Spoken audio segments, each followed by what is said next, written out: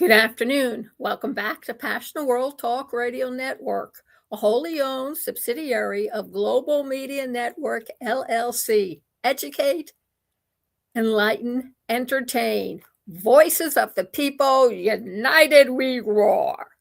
Good afternoon. And today, in this episode of Lest We Forget History, we're going to talk about an article coming out of Politico, which is a magazine, with the awesome title of President Trump Will Get a Third Term Even Without Defying the Constitution.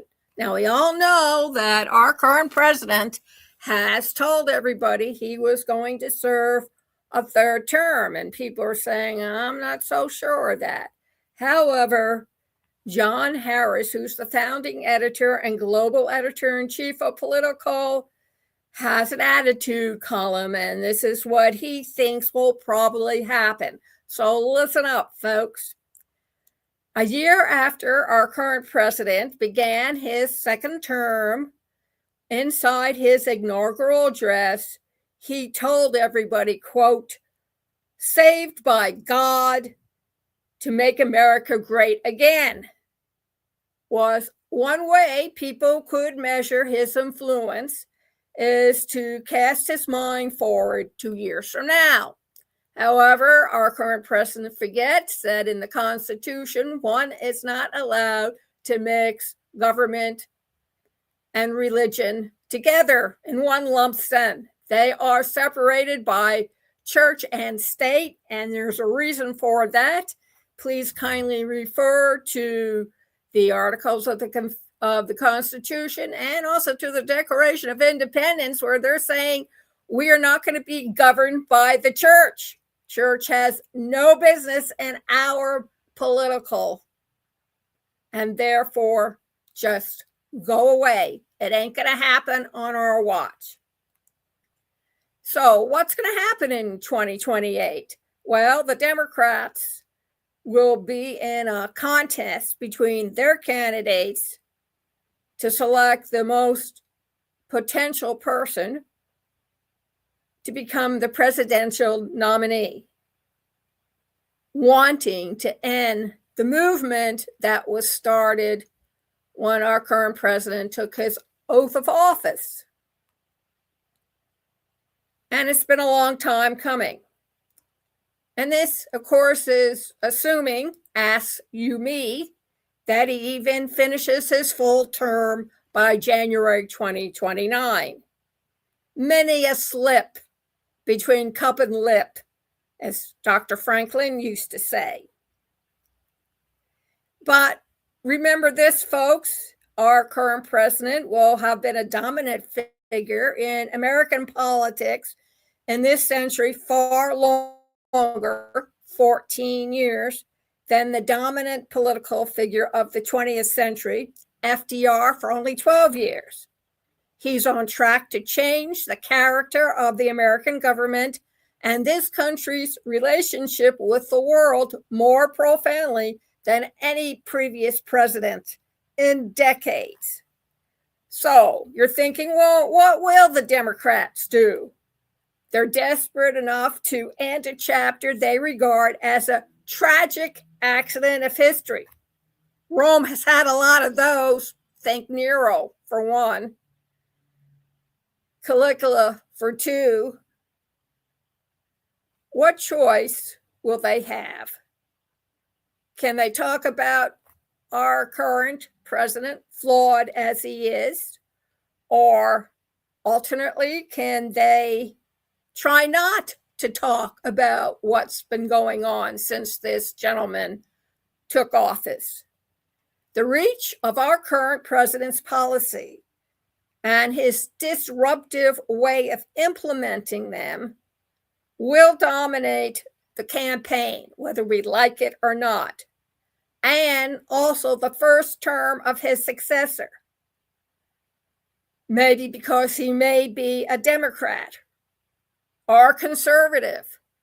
Surprise, an independent rather than a Republican. In this sense, whatever happens, our president now is getting a third term, even if he doesn't actually flout the Constitution. And it will be his attempt to try influence who's ever in there so he can remain unofficially in office. Some of the Democrats lean into the symbolic restoration of the post-president normality. I pledge, this is quote, direct, I pledge here in New Hampshire, a state that neighbored JFK's own, that I will restore the name and the honor of the Kennedy Center on day one. Fine, nothing wrong with that. But their task and the vandalism that this current president measures means that the president will have a backward-looking gaze and will continue to do so not only on the first month of accepting the office of the presidency, but also the first year. And a lot depends on how far down the fix-it list a new president would choose to go. So, what are some of the possibilities? An executive orders demolishing our current president's arch, the so-called Arch D, our current president, a structure critics regard as an architectural pornography that the president is planning near the entrance to Arlington National Cemetery. I mean, he's never been to war. He's a draft dodger. He never was or will be, nor will his two sons ever will be or involved in any war. What about the military bases named for Confederates? They were removed during Biden's presidency, but restored under our current president. What does that tell you about the kind of person we have in office? Don't forget the Gulf of America. I still think of it as Mexico. He still hasn't learned the primary reason. The more you boast out loud, the less you're noticed. It's the quiet ones who get noticed. Surely the Democrats will choose to forego some of these symbolic battles and the kind of cultural scab picking they represent. Quote, with all respect to your question, I do not care about the White House ballroom and replanting grass in the Rose Garden. This election is about the future, not the past. About affordable houses, not the White House. But if the White House is no longer designated as the Capitol in Washington, D.C., and is rather removed down to Florida, where his golf courses are located, it would be very interesting to see it relocate back into Washington, D.C. I mean, our current president is the first person to remove one capital and exchange it with another. The Egyptians did it. So I don't understand why we can't do it. And then there's the question of the ICE officers. It'll be harder to think about whether or not that person will continue our current president's border policies, which have virtually halted undocumented crossing.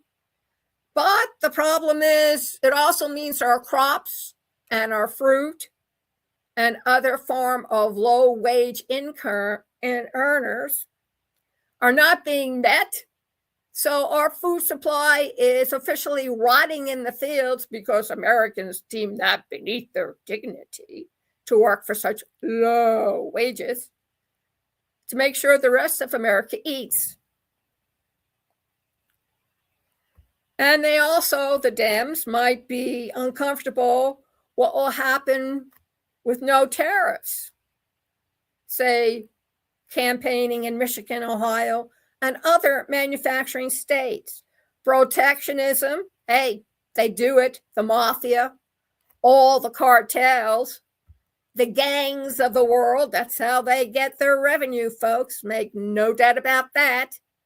It's kind of like a GoFundMe that's perpetual, tied up with protectionism. And it has flowed from the labor wing of the Democratic Party.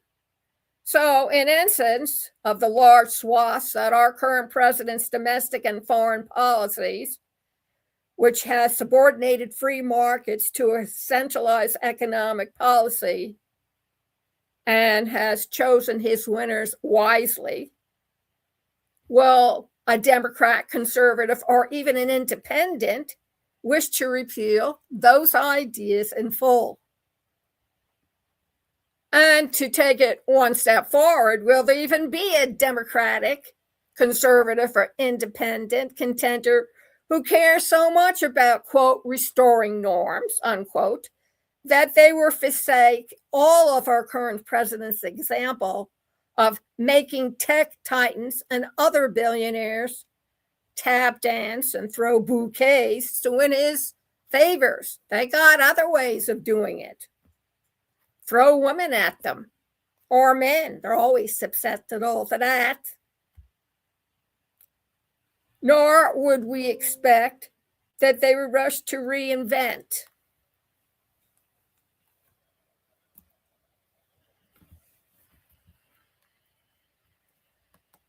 new ways or methods, all manner of post-Watergate checks on presidential power through a awakened Congress. Compare them to the guy who slept for 100 years.